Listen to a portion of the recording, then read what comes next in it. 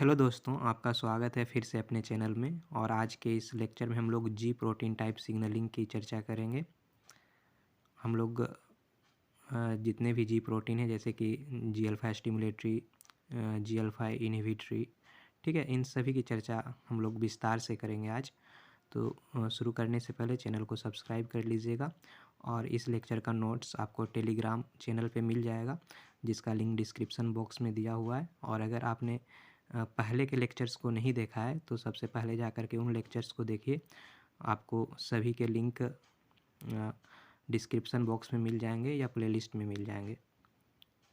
और ज़्यादा से ज़्यादा दोस्तों के साथ शेयर कीजिएगा। तो चलिए शुरू करते हैं। तो यहाँ पर रेगुलेशन देखना है हम लोग को ग्लाइकोजन मेटाबॉलिज्म का। तो ग्लाइकोजन मेटाबॉलिज्म का जो रेगुलेशन होता है किसके थ्रू होता है? एपिनेफ्रिन के थ्रू होता है, ठीक है। तो एपिनेफ्रिन जैसे ही ब्लड ग्लूकोज लो होती है तो एपिनेफ्रिन रिलीज़ होती है, ठीक है। और एपिनेफ्रिन क्या करती है? स्टिमुलेशन करती है ग्लाइकोजन ब्रेकडाउन को। ये पहला काम क्या करती है? स्टिमुलेट करती है ग्लाइकोजन ब्रेकडाउन को। फिर इनहिबिट करती है ग्लाइकोजन सिंथेज को, ठीक है। ग्लाइकोजन सिंथेज को इनहिबिट करती है और इस तरह से वो मेंटेन करती है ब्लड ग्लूकोज को। तो एपिनेफ्रिन में जो G protein main role play करती है वो जी अल्फ़ा एस है, जी अल्फ़ा स्टिमुलेटरी। तो उसी की रेगुलेशन के बारे में, उसी के सिग्नलिंग के बारे में अभी हम लोग डिटेल्स में देखेंगे डायग्राम के थ्रू। तो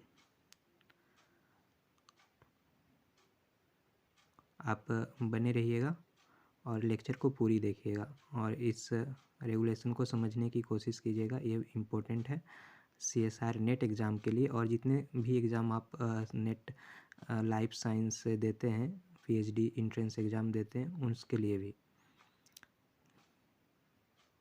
आपको करना कुछ नहीं है, बस मैंने जो बता रहा हूँ उसको सुनते जाना है और ये जो फिगर, ये डायग्राम बन रहा है उसको देखते जाना है। तो ये था हमारा प्लाज्मा मेम्ब्रेन। प्लाज्मा मेम्ब्रेन के ऊपर हमने रिसेप्टर लगा दिया GPCR का, ठीक है। GPCR के साथ जी अल्फ़ा एस बाउंड है और बीटा गामा सब यूनिट भी बाउंड है, ठीक है। तो जैसे ही एपिनेफ्रिन का सिग्नलिंग होता है तो GPCR एक्टिवेट हो जाता है, ठीक है। GPCR जैसे ही एक्टिवेट होगा जी प्रोटीन भी एक्टिवेट हो जाता है। जी प्रोटीन कैसे एक्टिवेट होगा? जी प्रोटीन यहाँ पर GDP बाउंड स्टेट में है, ठीक है।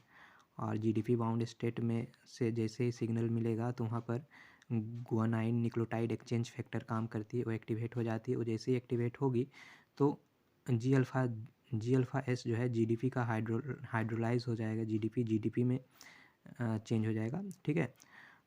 तो जी अल्फ़ा एस जो GDP में बाउंड थी वो GDP के साथ बाउंड हो जाएगी। इस तरह से जी अल्फ़ा एस एक्टिवेट हो जाएगी, ठीक है। जी प्रोटीन एक्टिवेट जैसे ही होगी वो सबसे पहला काम क्या करती है? एडिनाइल साइक्लेज को एक्टिवेट करती है।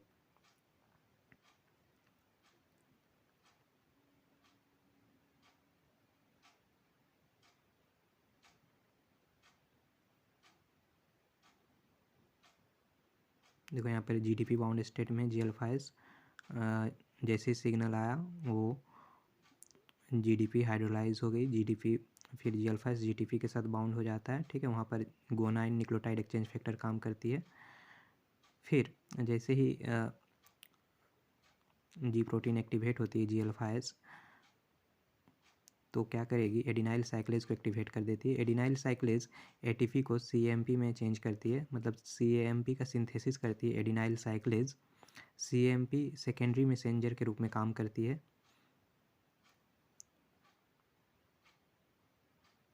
अब जैसे ही CAMP का सिंथेसिस होगा तो CAMP जो यहाँ पर प्रोटीन काइनेज ए जो कि इनएक्टिव स्टेट में प्रेजेंट है, हाँ, प्रोटीन काइनेज ए में रेगुलेटरी सब यूनिट होती है और कैटालाइटिक सब यूनिट होती है।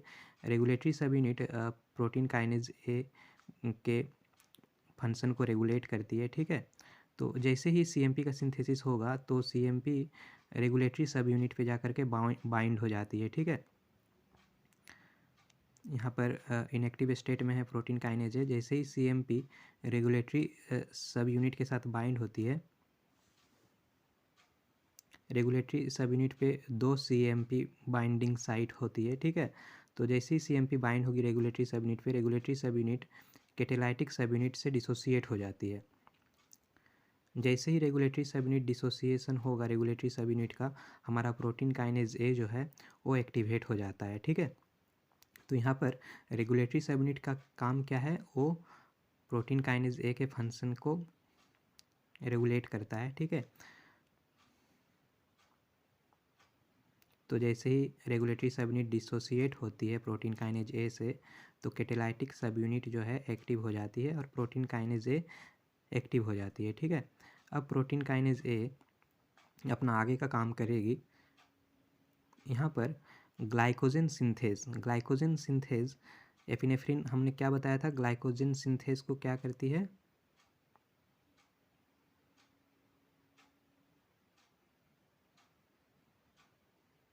Inhibition of glycogen synthase. ठीक है, तो यहाँ पर जो एक्टिव ग्लाइकोजन सिंथेज होगा, जैसे ही पीके एक्टिव होगा तो पीके एक्टिव होने से प्रोटीन काइनेज है, काइनेज का काम क्या होता है, किसी को फॉस्फोराइलेट करना है। ठीक है, तो यहाँ पर ग्लाइकोजन सिंथेज को क्या कर देगा, प्रोटीन काइनेज ए फॉस्फोराइलेट कर देगा। तो जैसे ही फॉस्फोराइलेट करेगा एक्टिव ग्लाइकोजन सिंथेज क्या हो जाएगा, इनएक्टिव हो जाएगा। ठीक है, ग्लाइकोजन सिंथेज इनएक्टिव हो गया है।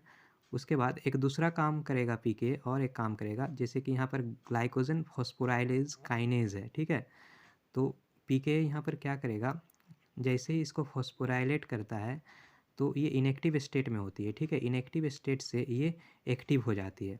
कौन एक्टिव हो जाती है, ग्लाइकोजन फॉस्फोराइलेज काइनेज। ये पहले इनएक्टिव स्टेट में रहती है, तो जैसे ही प्रोटीन काइनेज आती है एक्टिव हो जाती है। ठीक है, एक्टिव कैसे होती है, फॉस्फोराइलेशन हो जाता है इसका भी। अब ये ग्लाइकोजन फॉस्फोराइलेज काइनेज जो है वो ग्लाइकोजन फॉस्फोराइलेज को फॉस्फोराइलेट करेगी। ठीक है, ग्लाइकोजन फॉस्फोराइलेज को फॉस्फोराइलेट करेगी। तो जैसे ही glycogen phosphorylase kinase glycogen phosphorylase को फॉस्फोराइलेट करती है तो ये क्या हो जाता है, एक्टिव हो जाता है। ठीक है, ये पहले इनएक्टिव स्टेट में रहती है, जैसे ही ग्लाइकोजन फॉस्फोराइलेज काइनेज को फॉस्फेट ग्रुप जोड़ता है तो ये ग्लाइकोजन फॉस्फोराइलेज एक्टिव हो जाती है। फिर ये ग्लाइकोजन का ब्रेकडाउन करती है ग्लूकोज 1 फॉस्फेट में, और वही ग्लूकोज ब्लड में चली जाती है, और ये फिर इसी तरह से ब्लड में जो ग्लूकोज का लेवल है वो मेंटेन हो जाता है। ठीक है, तो आई होप आपको समझ में आया होगा, अगर नहीं आया होगा तो फिर से इसको रिपीट करके देखिएगा। ठीक है, अब हम लोग एक और इम्पोर्टेंट टॉपिक पढ़ते हैं। ठीक है, ये भी बहुत इम्पोर्टेंट है एग्ज़ाम के लिए, CAMP इंड्यूसिबल जीन एक्सप्रेशन। हाँ, हम लोग यहाँ पर CAMP का रोल देखेंगे जीन एक्सप्रेशन में।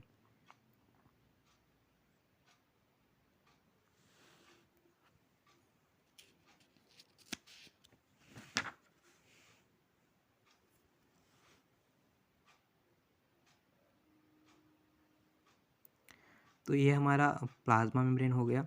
ठीक है, यहाँ पर हमारा GPCR रिसेप्टर प्रेजेंट है।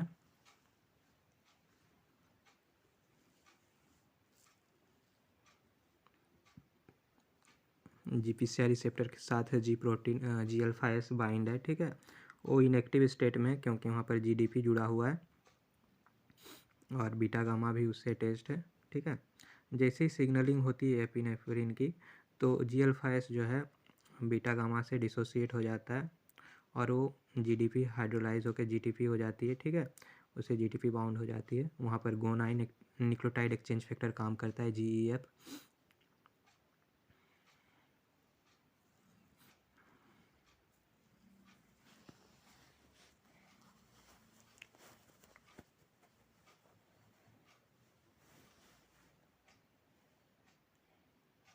अब यहाँ तक जैसे ही जी प्रोटीन एक्टिव होती है, G-अल्फा-S क्या करती है, एडिनाइल साइक्लेज को एक्टिवेट करती है। एडिनाइल साइक्लेज का काम आप जानते हैं, ATP को CAMP में बदलती है, CMP का सिंथेसिस बढ़ जाता है। ठीक है, अब CMP क्या करेगी, जा करके जो हमारा प्रोटीन काइनेज ए है जो कि इनएक्टिव स्टेट में है वहाँ पर जा करके बाइंड हो जाएगी। ठीक है, उसके रेगुलेटरी सब यूनिट पे।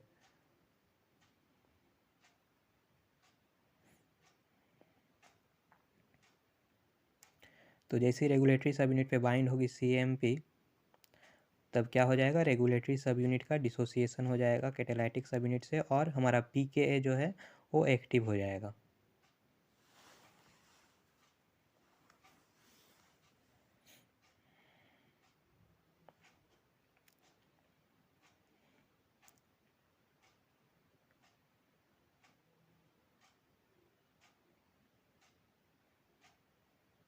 यहाँ पर देखो रेगुलेटरी सब यूनिट जो है वो डिसोसिएट हो गई है जैसे ही वहाँ पर CMP आया। ठीक है, CMP जैसे ही रेगुलेटरी सब यूनिट पे बाइंड हुआ, रेगुलेटरी सब यूनिट क्या हुआ, डिसोसिएट हो गया। अब हमारा PKA प्रोटीन काइनेज A क्या हुआ, एक्टिव हो गया है। यहाँ पर रेगुलेटरी सब यूनिट जो है क्या करती है, PKA के फंक्शन को रेगुलेट करती है। ठीक है, तो अच्छा यहाँ पर मैंने 3 CMP बाइंड कर दिया था रेगुलेटरी सब यूनिट के साथ। आप लोग ध्यान रखिएगा कि रेगुलेटरी सब यूनिट के साथ 2 CMP बाइंडिंग साइट होती है CMP की। ठीक है, तो ये जो प्रोटीन काइनेज A है ये कहाँ पे है, हमारा साइटोसोल में है अभी। ठीक है, अब साइटोसोल में है तो अगर CMP किसी जीन का एक्सप्रेशन कराएगी तो उसको तो प्रोटीन काइनेज A को न्यूक्लियस के अंदर जाना होगा। तो सबसे पहले हम लोग एक न्यूक्लियस ड्रॉ करते हैं बढ़िया सा। मेरी हैंड राइटिंग उतनी अच्छी नहीं है और ड्राइंग भी उतनी अच्छी नहीं है, तो आप लोग उतना ध्यान मत दीजिएगा इस पर।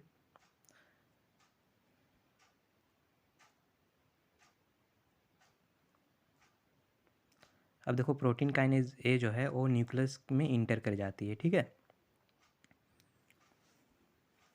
ये हमारा DNA हो गया।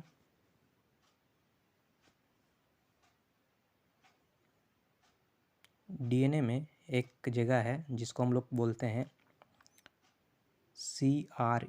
CRE बोले तो CAMP रेस्पॉन्स एलिमेंट। ठीक है, आपने एक और जगह का नाम सुना होगा, HRE का नाम सुना होगा, हार्मोन रिस्पॉन्स एलिमेंट के बारे में आपने पहले सुना होगा।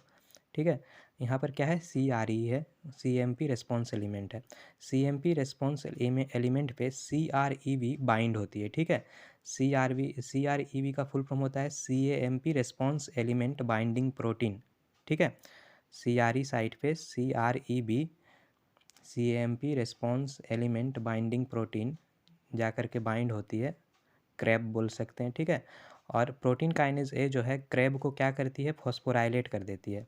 जैसे ही फॉस्फोराइलेट करती है वहाँ पर एक को एक्टिवेटर आकर के बाइंड हो जाता है, और जैसे ही को एक्टिवेटर आकर के बाइंड होता है क्या होता है, जीन का रेगुलेशन होना स्टार्ट हो जाता है, एक्सप्रेशन ऑफ टारगेट जीन।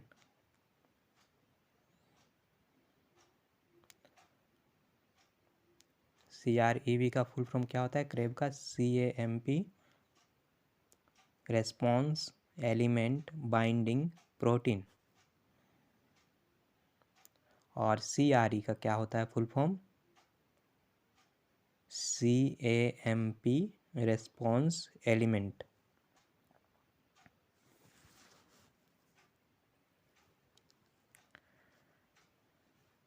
तो ये था CMP कैसे इंड्यूस करती है जीन एक्सप्रेशन को।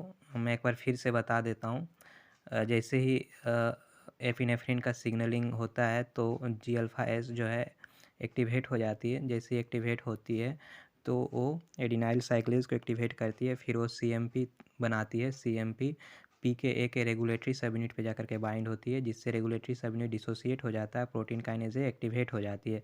इस समय प्रोटीन काइनेज A साइटोसोल में रहती है। साइटोसोल से वो न्यूक्लियस के अंदर इंटर करती है।